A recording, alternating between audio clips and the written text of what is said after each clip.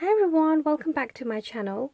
Today I have for you a video tutorial on how to create a box for a card, and I got a lot of requests for making a box for this particular card that I made, and people wanted to know how I posted them or how I gave them to friends. So when I do a dimensional card like this, and it's an unusual shape, obviously this is like an ice cream cone shape, I like to put them in boxes to give them to the recipient. If, for example, they're going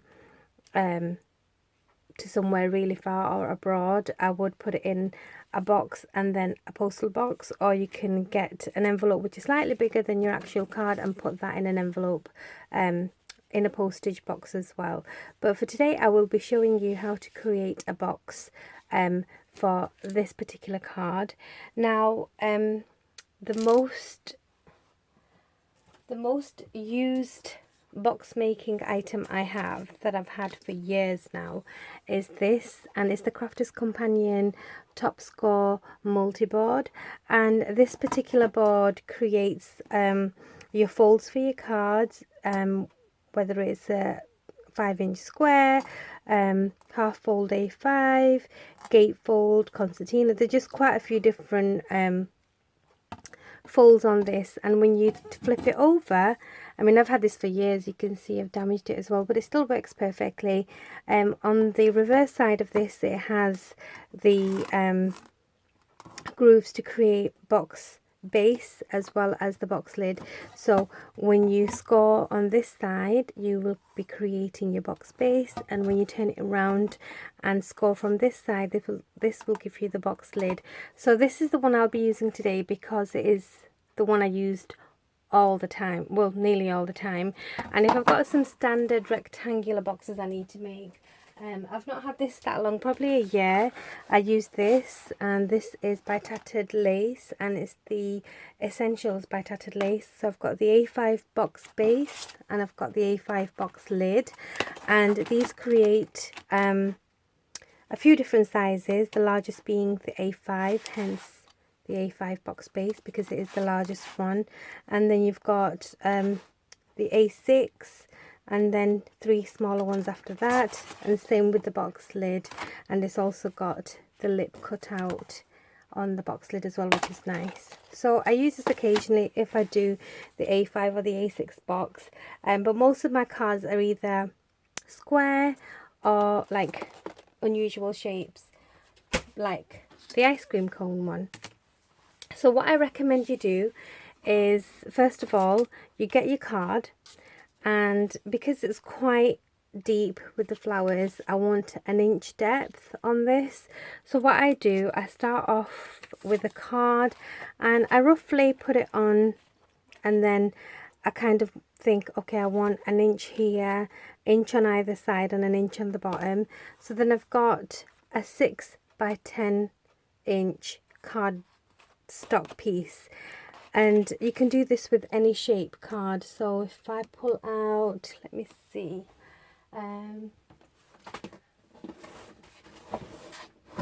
let me grab one of my butterfly cards. So if I was to make a box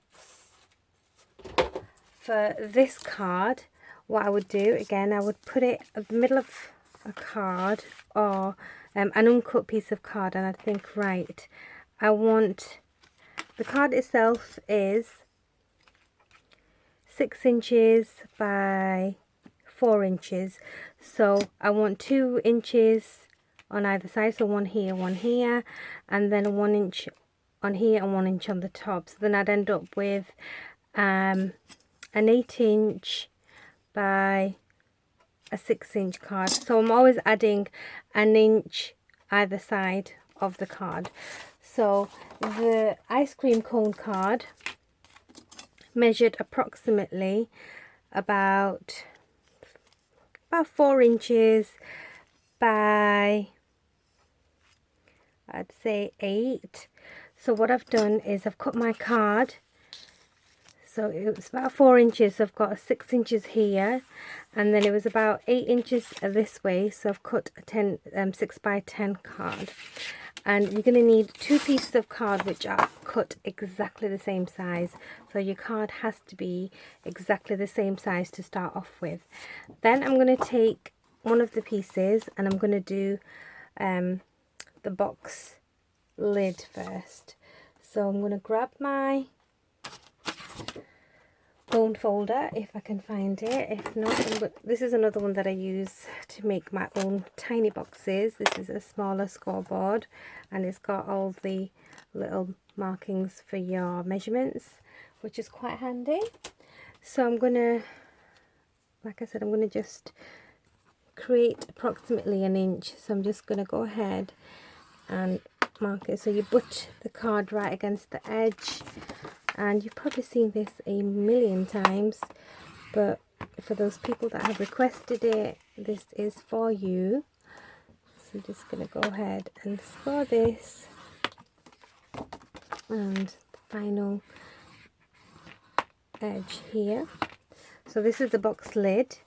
I'm going to put that to a side. I'm going to turn this around, and now I'm going to do the box base.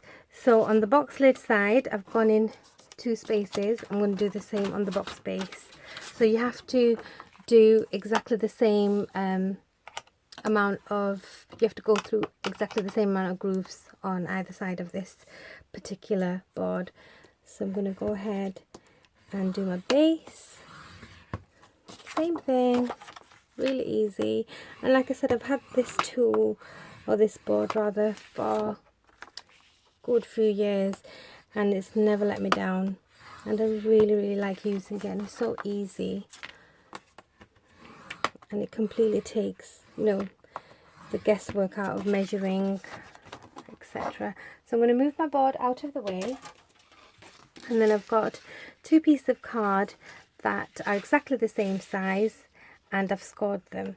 So after I've scored them, I'm going to be making my creases and going in with my bone folder. So I'm just gonna roughly and quickly do this for you. And normally I will be using red liner tape, but for today, just to show you, I will be using some hot glue.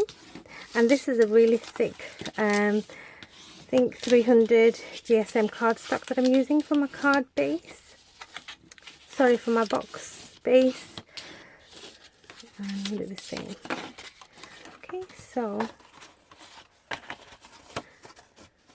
I'm going to see which is my box base again. Just one sec. So this is my box base, and this is my box lid. So before I cut these pieces, what I'm going to do, I'm just going to create a little lip on the side, and for this I'm just going to get my EK Success 1-inch punch, and I'm going to just take this and just punch out approximately like a bit of a semicircle, and that's going to give it that professional finish. And I'm going to grab my scissors and cut out the notches to create the actual box. So this is how I do it. You just cut out a little notch. Do this all the way around.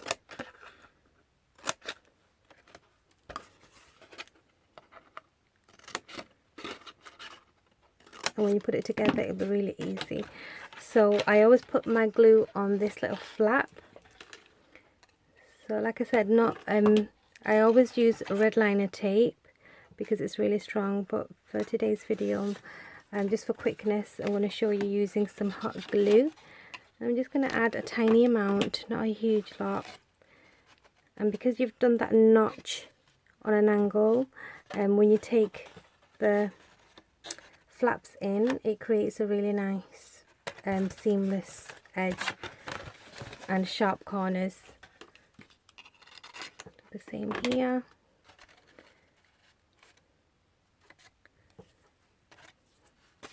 And then I've got one more little flap on the box lid. Like this. So that is my box lid finished. I'm going to quickly do the box base.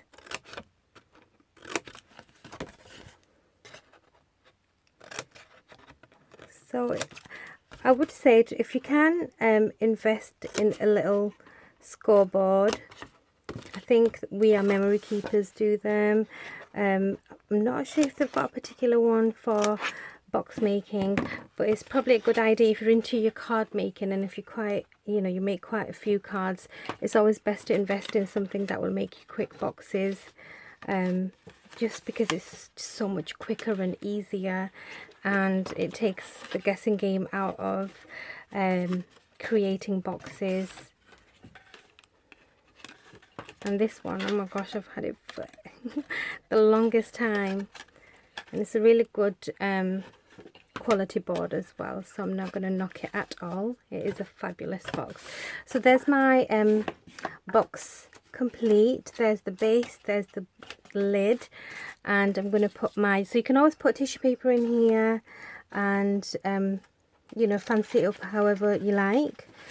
And I'm just going to put my little card in here, and then I'm gonna put this tool in because that's sticking out, and it's a really nice snug fit box, and my card's in there. So, and then to finish it off, I would just add a bit of ribbon on the top, or maybe a little a punch out or a tag or something, but that is it. So thank you very much for watching, and I hope whoever has requested this video, you got a bit of an idea of how I create my boxes.